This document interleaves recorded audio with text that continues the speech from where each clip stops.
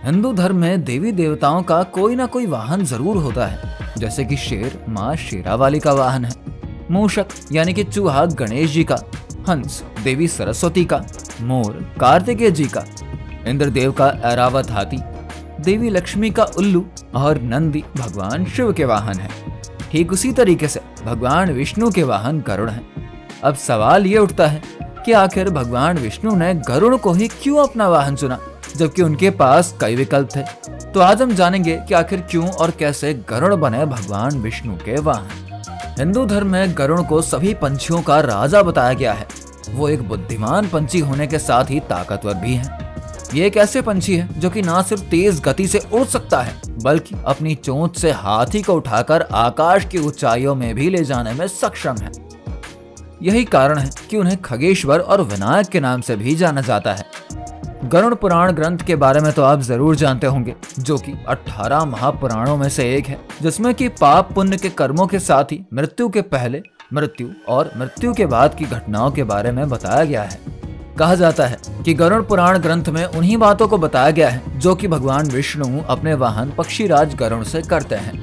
अगर बात करें गरुड़ के जन्म की, तो पौराणिक ग्रंथों में इसकी बड़ी ही अनोखी और रोचक कथा बताई गई है। पौराणिक कथाओं के अनुसार प्रजापति दक्ष की 2 पुत्रियां थीं, जिनका नाम कद्रु और विनता था। प्रजापति दक्ष ने अपनी दोनों पुत्रियों का विवाह महर्षि कश्यप से करवा दिया। अब दोनों सगी बहनों के साथ ही एक दूसरे की सौतन भी बन गई थी।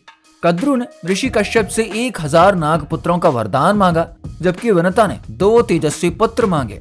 समय बीतने के बाद कद्रु के अंडे तो फूट गए और उनसे 1000 नागों का जन्म हुआ, लेकिन विनता के दोनों अंडे वैसे के वैसे ही रहे। कद्रु के अंडों से नागों के बच्चों को निकला देखकर विनता अपने अंडों के टूटने का इंतजार करती है, लेकिन वो टूटी नहीं।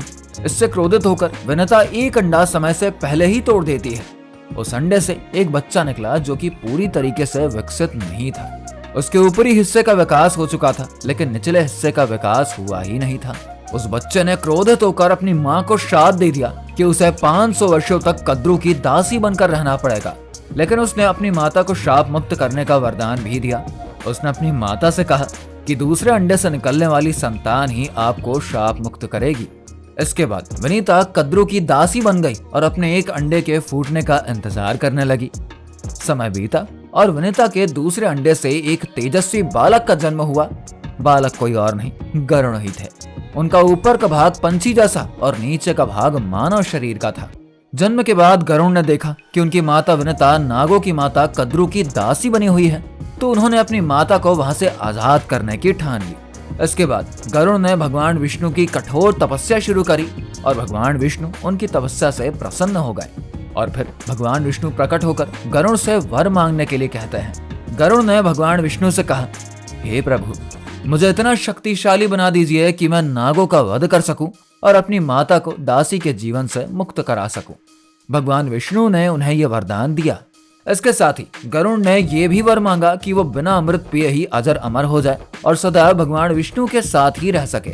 भगवान विष्णु ने गरुड़ के सभी वरदानों को मान लिया और उनको अपना वाहन बना लिया। इसके बाद गरुड़ भगवान विष्णु के परम भक्त और सवारी बन गए। भगवान विष्णु ने गरुड़ को एक और वरदान दिया कि जो भी व्यक्ति उनकी सवारी का स्मरण करेगा, उसे कभी भी कोई भय नहीं होगा। इस तरीके से गरुड़ ने अपनी माता को नागों की दास्ता से मुक्त करवाया और भगवान विष्णु के वाहन बन गए। गरुड़ का धार्मिक महत्व भी काफी अधिक है। गरुड़ पुराण, जो कि हिंदू धर्म में मृत्यु के बाद आत्मा की यात्रा और कर्मों के फल का वर्णन करता है, गरुड़ के नाम पर ही उसको रखा गया है। इस पुराण में जीवन, मृत्यु, स्वर्ग, नरक और कर्मों के फल का विस्तार से वर्णन मिल जाता है। गरुड़ पुराण के अनुसार किसी की मृत्यु के बाद उनके घर वालों को गरुड़ पुराण का पाठ करना चाहिए, ताकि मृत आत्मा को शांति मिले और उसके परिजनों को शक्ति मिल सके।